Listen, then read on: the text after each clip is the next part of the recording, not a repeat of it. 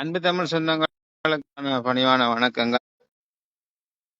இப்ப பாத்தீங்கன்னா அர்ச்சுனா ராமநாதன் வந்து பலவிதமான எங்களுடைய தமிழ் இனத்தை மிகவும் கேவலமான முறையில வந்து பலவிதமான கருத்துக்களை வந்து இந்த சமூக வலைத்தளங்களில் முன்வைத்து கொண்டு இருக்கின்றார். அப்ப இதை வந்து எங்களுடைய இந்த புலம்பெயர் தேசத்து உறவுகள் நீங்கள் எப்படி பாக்குறீங்கள் என்று தெரியல. அதே போல எங்களுடைய தாயகத்து மக்கள் அவரை வந்து புறக்கணித்து விட்டார்கள். ஆனா நாங்கள் இந்த புலம்பெயர் தேசத்து மக்கள் சரியாக இதை புரிந்து கொள்ளணும். இது வந்து எங்களுடைய அடுத்த தலைமுறைக்கு ஒரு தப்பான ஒரு வழிகாட்டலாக பார்க்க வேண்டிய ஒரு விடயம். இப்ப எங்களுடைய வரலாறுகளையும் வந்து இவர் வந்து ஒரு ஒரு தப்பான முறையில அடுத்த தலைமுறைக்கு கடத்த பார்க்கின்றார். அது ஒரு விடயத்தை நாங்கள் கருத்துல கொள்ளணும். அதே நேரத்துல எங்களுடைய சகோதரிகளை வந்து அதாவது எங்களுடைய பெண் சமூகத்தை வந்து இவர் வந்து ஒட்டுமொத்த பெண் சமூகத்தையும் வந்து ஒரு இழிவாக பேசி தன்னுடைய இந்த காணொலிகளை வந்து பதிவிட்டிருக்கின்றார். இது வந்து ஒருத்தர் ரெண்டு பேரை இல்லை, ஒட்டுமொத்தமாக எங்களுடைய பெண் சமூகத்துக்கு இவர் ஏற்படுத்தியிருக்கின்ற ஒரு ஒரு ஒரு களங்கம் என்றுதான் நாங்கள் இதை பார்க்கணும். இதற்கு வந்து எங்களுடைய புலம்பெயர்ந்த சேர்த்து மக்கள் உங்களுடைய எதிர்ப்புகளை நீங்கள் கண்டிப்பாக எல்லாரும் தெரிவிக்க வேணும்.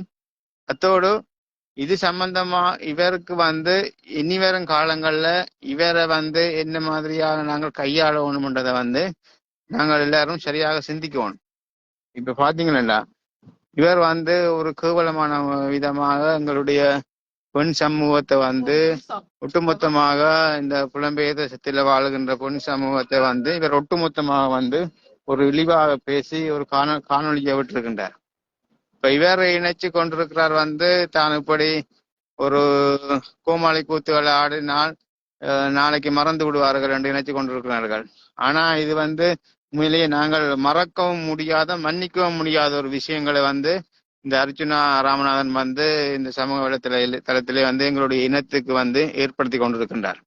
இப்ப நாங்கள் பாத்தீங்கன்னா யுத்தம் முடிந்து இப்ப 16 ஆண்டுகளுக்கு பிறகும் நாங்கள் எங்களுடைய மக்கள் சின்னாபின்னமாகி சீரழிஞ்சு கொண்டு இருக்கின்றார்கள் என்றால் இவரை போன்ற மனிதர்களால தான்.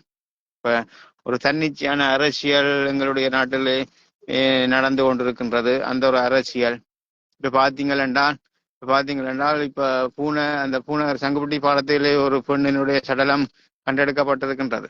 அப்ப இதுக்கு முழு பொறுப்பும் எங்களுடைய நாட்டிலே இருக்கின்ற அரசியல் கட்டமைப்பும் அரசியல் தலைவர்களும் தான். ஏனென்றால் அவர்கள் சரியான முறையிலே மக்களை கட்டமைத்து ஒரு நிர்வாகத்தை நிறுவி இருந்தால் இப்ப இது போன்ற பிரச்சனைகள் இது போன்ற ஒரு ஒரு ஒரு துன்பியலான சம்பவங்கள் எங்களோட நாட்டில் நடக்கிறதுக்கு வாய்ப்பு இல்லை.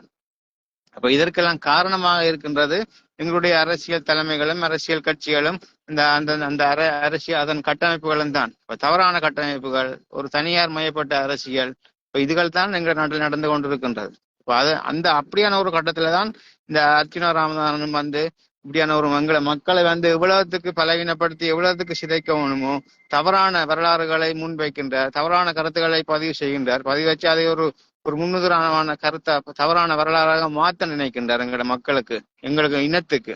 அப்ப இதுகளை நாங்கள் உண்மையிலேயே எங்களுடைய மக்கள், நீங்கள் புலம்பெயர் தேசத்து மக்கள் சரியாக புரிந்து கொள்வீர்கள் என்று நினைக்கின்றேன். கடந்த காலங்களில் இவர் இது போன்று கதைச்சுத்தான் உள்ளூராட்சி சபை தேர்தலிலே எங்களுடைய தாயகத்தில் உள்ள மக்களும் வேற புறக்கணித்திருந்தார்கள். அதே போல புலம்பெயர் தேசத்தில் வாழ்ந்த மக்களும் நீங்கள் பல பேர் வந்து பலவிதமான செயல்பாடுகள் ஊடாக வந்து இவரை வந்து இந்த தேர்தல் காலத்தில இருந்து அகற்றி இருந்தீர்கள். அதே போல இனிவரும் காலங்கள்ல இப்படியான இந்த ஒரு அநீதி சக்தியை வந்து எங்களுடைய நாட்டிலே நாங்கள் அனுமதிக்க கூடாது, எங்களுடைய இனத்திலே நாங்கள் அனுமதிக்க கூடாது. அதே போல அர்ச்சுனா ராமநாதன் வந்து ஒத்தை கொத்த வாங்கொண்டு இந்த பிரான்ஸ் நாட்டில் என்று கேட்டிருக்கின்றார்.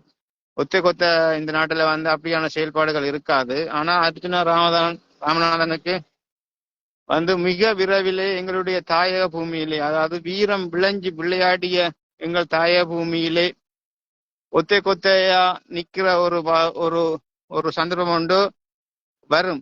அர்ச்சுனாவுக்கு எதிராக நிக்கிற சந்தர்ப்பம் ஒன்று வரும். அர்ச்சுனா வந்து ஒரு போட்டியாளன் அல்ல, ஒரு போட்டியாளனோ ஒரு இதா இல்ல, அதுக்கான ஒரு ஒத்தான ஆளா தெரியல. இருந்தாலும் அதுக்கான வாய்ப்புகள் எங்களுடைய அடுத்த சமூகம் வந்து அதுக்கான வாய்ப்பை வந்து உருவாக்கி கொண்டா இருக்கிறார்கள். இப்ப எங்களுடைய மண்ணிலே இந்த அர்ச்சுனாவை ஒத்தை கொத்தையாக சந்திக்கிறதுக்கு அர்ச்சுனா எங்களுடைய இளைய சமுதாயம் அடுத்த தலைமுறை அதை வந்து செயல்படுத்தும் என்று நான் நினைக்கின்றேன். அப்ப அந்த நேரத்துல வந்து அர்ச்சுனா எங்களுடைய மண்ணிலே ஒத்தை கொத்தையா நிக்கிறதுக்கு தயாரா இருந்தா அப்ப சந்திப்போம். அதுக்கான காலம் நெருங்கி கொண்டுதான் இருக்கேன்னு நினைக்கின்றேன். அந்த காலத்தை வந்து உருவாக்கி கொண்டுதான் இருக்கின்றோம். கூடிய சீக்கிரம் உருவாகும். அந்த நேரத்துல அர்ச்சுனா எல்லா ஆறா இருந்தாலும், எங்களுடைய இனத்துக்கு எதிராக செயல்படுற ஆறா இருந்தாலும், எங்களுடைய அடுத்த சமுதாயம் ஒத்தை கொத்தையா சந்திக்கத்தான் தயாராக இருக்கின்றது.